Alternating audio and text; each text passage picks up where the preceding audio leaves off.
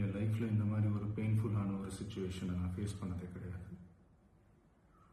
மனசு முழுக்க வலி வலி மட்டும்தான். இந்த சுற்றுப்பயணத்தில் என்னென்ன மக்கள் பார்க்க வராங்க, அதுக்கு ஒரே ஒரு காரணம் தான், அவங்க என் மேலே வச்சிருக்கிற அன்பும் பாசம். அந்த அன்புக்கும் பாசத்துக்கும் நான் எப்பவும் கடமைப்பட்டிருக்கிறேன். அதனால தான் இந்த சுற்றுப்பயணத்தில் மற்ற எல்லா விஷயங்களையும் தாண்டி மக்களுடைய சேஃப்டி, அதில் எந்த காம்ப்ரமைஸும் பண்ணிடக்கூடாதுன்றதுக்காக தான் அது என் மனசில் ரொம்ப ஆழமாக இருக்கும் அந்த எண்ணம். அதனால தான் இந்த அரசியல் காரணங்கள் எல்லாத்தையும் தவிர்த்துட்டு ஒதுக்கி வச்சுட்டு மக்களுடைய சேஃப்டி மட்டும் மைண்டில் வச்சுக்கிட்டு அதுக்கான இடங்களை சூஸ் பண்ணுறது, அதுக்கான இடங்களை பார்த்து பெர்மிஷன் கேட்குறது, போலீஸ் டிபார்ட்மெண்ட்டில் அதை ரிக்வெஸ்ட் பண்ணி கேட்போம்.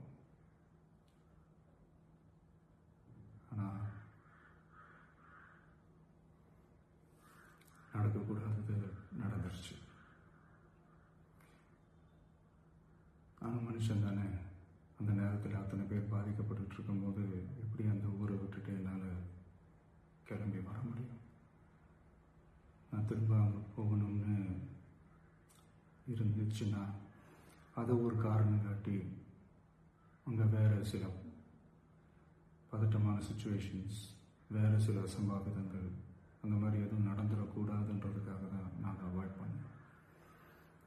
இந்த நேரத்தில் சொந்தங்களை இழந்து தவிக்கிற அத்தனை குடும்பங்களுக்கும் என்னுடைய ஆழ்ந்த இரங்கலை தெரிவிச்சுக்கிறேன். எனக்கு தெரியும், என்ன சொன்னாலும் இது ஈடையாகாதுன்னு எனக்கு தெரியும்.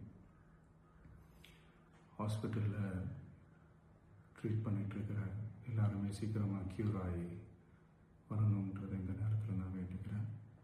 கூடிய சீக்கிரமே உங்கள் எல்லாரையும் நான் சந்திக்கிறேன். இந்த நேரத்தில் எங்களுடைய வலிகளை, எங்களுடைய நிலைமையை புரிஞ்சுக்கிட்டு எங்களுக்காக பேசின அரசியல் கட்சிகளை சார்ந்த நண்பர்கள், தலைவர்கள் அனைவருக்கும் என்னுடைய நன்றியை தெரிவிச்சுக்கிறேன். கிட்டத்தட்ட ஒரு 5 மாவட்டத்துக்கு பிரச்சாரத்துக்கு போனோம். இந்த மாதிரி எதுவுமே நடக்கல. ஆனால் கரூரில் மட்டும் ஏன் எப்படி நடக்குது, எப்படி நடக்குது? மக்களுக்கு எல்லா உண்மையும் தெரியும். மக்கள் எல்லாத்தையும் பார்த்துக்கிட்டு இருக்கிறாங்க. கரூரை சேர்ந்த அந்த மக்கள் அந்த உண்மையெல்லாம் வெளியில் சொல்லும்போது எனக்கு கடவுளே நேரில் வந்து இறங்கி அந்த உண்மைகள்லாம் சொல்கிற மாதிரி எனக்கு தோணுச்சு. சீக்கிரமே எல்லா உண்மைகளும் வெளியில் வரும்.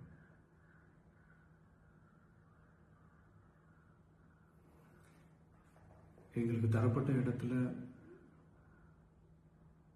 நாங்கள் போய் அந்த ஸ்பாட்டில் நின்று நாங்கள் பேசிட்டோம். அதை தாண்டி எந்த தவறும் எங்கள் சைடில் நாங்கள் எதுவும் செய்யலை.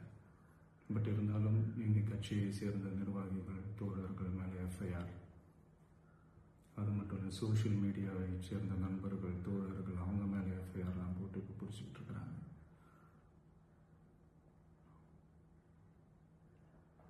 சிஎம் சார், உங்களுக்கு ஏதாவது இந்த பழி வாங்கணும் அப்படின்ற எண்ணம் ஏதாவது இருந்துச்சுன்னா என்ன வேணாலும் பண்ணுங்க. அவங்க மேலே கை வைக்காதீங்க. நான் ஒன்று வீட்டில் இருப்பேன், இல்லை நான் ஆஃபீஸில் இருப்பேன். என்ன வேணாலும் செய்யுங்க. நண்பர்களே, தோழர்களே, நம்மளோட அரசியல் பயணம் இன்னும் ஸ்ட்ராங்காக, இன்னும் தைரியத்தோட